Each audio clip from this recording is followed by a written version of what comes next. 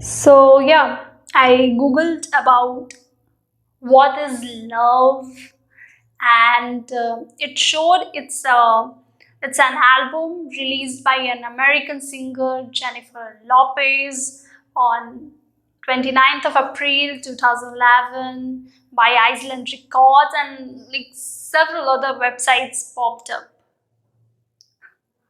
I wish I had clarity about even the most complex emotion feeling of the world like Google.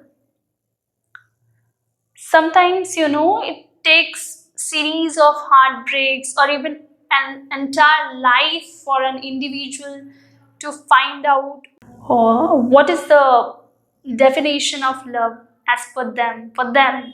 So, if you are here at this moment listening to me, then you will get to hear simply about my perspective regarding love. It might not have clarity or be same as yours or maybe entirely different from yours. You can comment down for sure your perspective about it. What I believe is that one should be an observer out of the view of oneself. Like, you should have multiple perspectives on a thing, since right and wrong feel the same in the person's head. So, yeah, this is going to be the talk about love. This is going to be the sixth episode of Candid Batchit, and I welcome you all to this fresh new episode.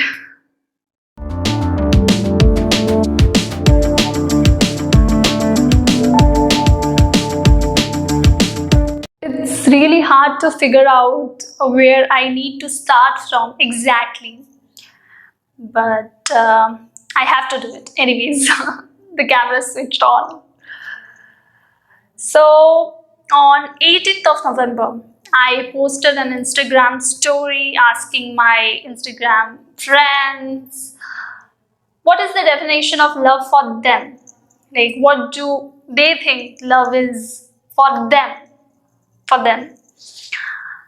And the responses were quite contrasting.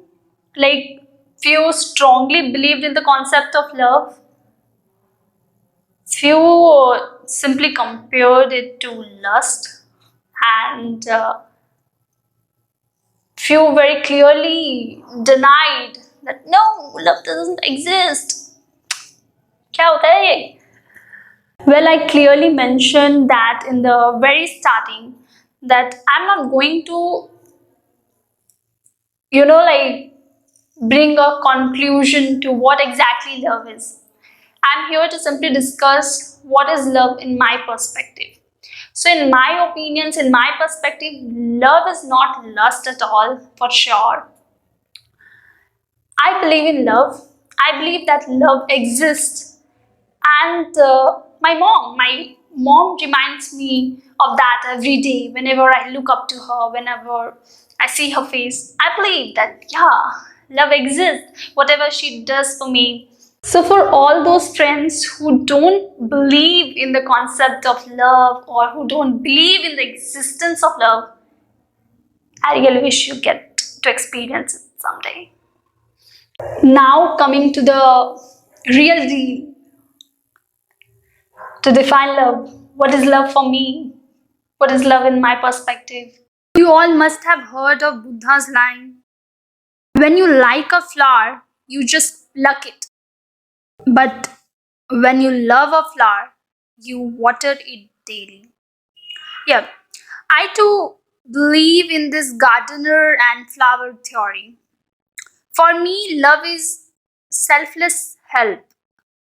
Watering a flower selflessly to help it to blossom, bloom naturally in its own way, taking its own time, patiently, is love.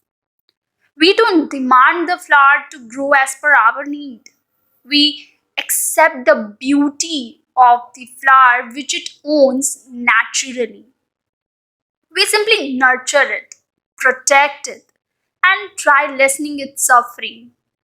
When they say that the world needs love, I perceive it the very same way. The world needs selfless helping hands. We are not loved because we don't know how to love. Isn't it true? We are not helped because we are not ready to help selflessly. I remember Sadhguru has said once, people have physical, psychological, emotional, financial, or social needs. One of the very best ways to fulfill these needs is to tell people, I love you. This so called love has become like a mantra, open sesame. You try to get what you want by saying it. I strongly believe that a love affair need not be with any particular person. You could be having a great love affair not with anyone in particular, but with life or maybe simply with your own self. What you do, what you do not do, is completely situation based, external situation. It is the demand of the external conditions around you. But love is an inner state, how you are within yourself, and that can be totally, definitely unconditional.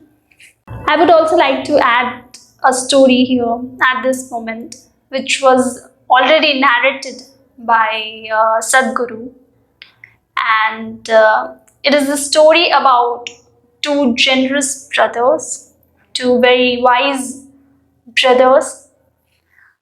There was a man and his wife.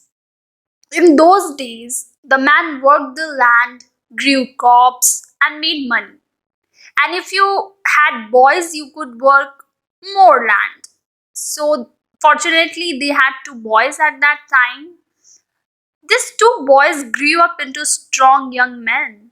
They worked hard with their father, increased their land, and became well to do. When the man was getting very old, he told his two sons, I may die any time. This is one thing you must maintain at all times. After my death, both of you should always share the produce of this land 50-50. Never should there be any debate, argument, or fight about that. And then the old man died, and the boys took care of that. In India and many other parts of the world at that time, there was no questions of dividing the land. Only the produce could be divided, not the land. And only in the last four generations, maybe after the British came, we started dividing the land. So the two brothers always split the produce equally between themselves. One of them got married and he had five children. The other one never got married, but still they shared 50-50. One day, a worm entered the unmarried brother's head. He thought, my brother has a wife and five children to take care of, and I'm single. Still, I take 50% and he takes 50%. This doesn't seem to be fair, but it was our father's wish. And I know my brother is so proud that if I try to give him some more, he will not take it. So let me do something else. He started an operation. Yeah. So this was basically an operation of love. Once the harvest was over, every night he secretly carried a sack of grain on his back and put it in his brother's stove. And the twist now. The same worm entered his brother's head, and he thought, I have five boys growing up. In a few years, I will have much more happening for me. My brother has no one. What will he do later on? But he takes only 50%. I take 50%. If I try to give him more, he will not take it. He started taking one bag of grain every night and putting it in his brother's stove. So kind of reverse osmosis of grains was happening. Both of them didn't realize that for a long time. They were growing old and still continued to do this. So one day, as they were walking with a sack of grain towards the other one's store, they bumped into each other. They looked at each other and suddenly realized what had been happening all this time. They quickly averted their eyes, walked on, took the sack of grains to its destination, went back to their houses, and slept. Time passed, and they became old and died. So the townspeople wanted to build a temple and were looking for a nice site for it. After a long search, they decided the best place to build a temple was where these two brothers met with a sack of grains on their backs and was embarrassed about their own generosity. If you live like this, you are a living temple. And believe me, at this point, I believe that you don't have to even worry about unconditional love, conditional love, and all this. I would also like to point out here an extract from Krishnamurti's saying, and it hit me so hard. It was so true. So it's like love is something that is new, fresh, and alive. It has no yesterday and no tomorrow. It is beyond the turmoil of thought. It is only the innocent mind which knows what love is, and the innocent mind can live in a world which is not innocent. To find this extraordinary thing which man has sought endlessly through sacrifice, through worship, through relationship, through sex, through every form of pleasure and pain, is only possible when thought comes to understand itself and comes naturally to an end. Then love has no opposite.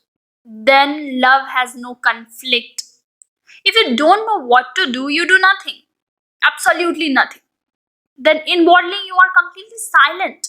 Do you understand what that means? It means that you are not seeking, not wanting, not pursuing. There is no center at all. And then there is love. I believe in love, which is like L for listening, O for optimism, V for valuing, and E for eternity. Now, if you ask why, here are my explanations to it. Whoever is not deaf and has properly functioning ears is able to hear. To listen, however, requires an effort. Just to hear is no merit. Listening is more than just letting sound waves hit one's eardrums. Certainly, in most cases, music will primarily be perceived by one via the ears, but whether or not one listen and therefore connect to it ultimately depends on the effort one is willing to put into listening. When you are in love, you have the patience to listen to the happiness, sorrows, suffering, and everything of your loved one. Secondly, without any doubt, when you are feeling a positive and strong emotion like love, you will have a positive approach and positive thoughts regarding most of the things. You would be filled with optimism. Thirdly, you will start valuing the true essence of the person or thing when you will be in love. You won't expect or demand for anything else. And lastly, love is eternal. Love can never be replaced with hate. Can you ever think of hating your mom or dad or the God with whom you share this divine love, whom you worship? Think about it. So, yeah, with that, we come towards the end of the episode. And thank you very much for hearing me patiently. I honestly don't know if you resonated with my perspectives regarding love, but for sure, comment down what do you think about it, so that at least I can get to know that. I can become aware of it. And if there needs to be a change, I will get the opportunity to learn and grow as a person. So yeah, I really hope that you get to experience love if you haven't, And if you are in love, I hope that you are always surrounded by your loved ones and showered with lots of love. The world needs love after all.